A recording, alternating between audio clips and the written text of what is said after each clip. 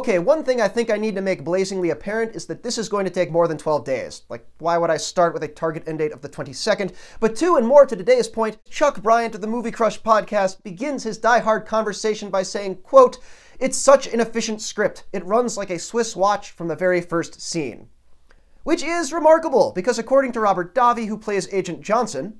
I'm Agent Johnson. This is Special Agent Johnson. Oh, how you doing? I'm sorry, Special Agent Johnson. Rewrites were coming in pretty much the entire time he was on set, and his character doesn't appear until 3/4 of the way in. Not that they shot the scenes in order, of course. As we talked about on day 2, McTiernan just kind of picked a point and let the actors go from there.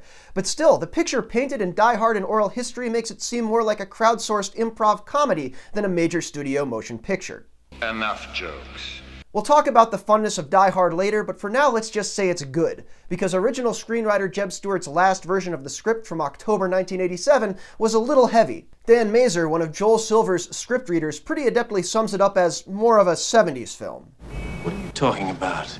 And even then, it was still a Happy Little Elves sequel compared to the original book, Roderick Thorpe's Nothing Lasts Forever. Its predecessor, The Detective, was made into one of the first films to deal with adult themes like homosexuality, albeit pretty ham-handedly to a modern audience. You're not gonna tell my parents, are you? With Frank Sinatra in the lead role, The Detective achieved moderate success, and so the manuscript for its follow-up had been kicking around Hollywood for over a decade, earning rave script analyst reviews like, "Whatever the point of this novel is, it escapes me. Not recommended."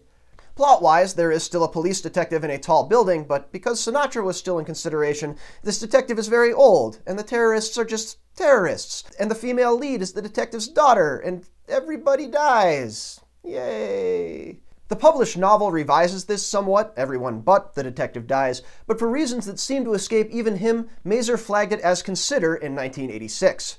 Fox optioned it and tasked the screenplay to 29-year-old Stanford grad Jeb Stuart, who, occupying a cramped bungalow while, quote, married and $250,000 in debt, reimagined the film's heart as the story of a 30-year-old who should have said sorry to his wife.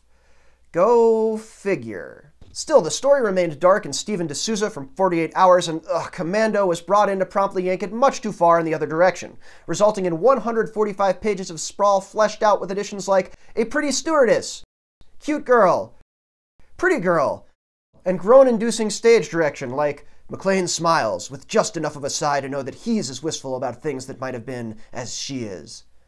Which I will still tolerate in exchange for the occasional, Welcome to the party, pal! I don't know how the Swiss make their watches, but I'm pretty sure it's not like this. And yet for all that contorted mishmash of authors and stories and ideas and drafts, through the curation of Silver, McTiernan, DeGovia, DeBont, and Uriosti, it really does turn out a finished product that ticks through its beats like a meticulous, hand-wrought timepiece. More on that tomorrow.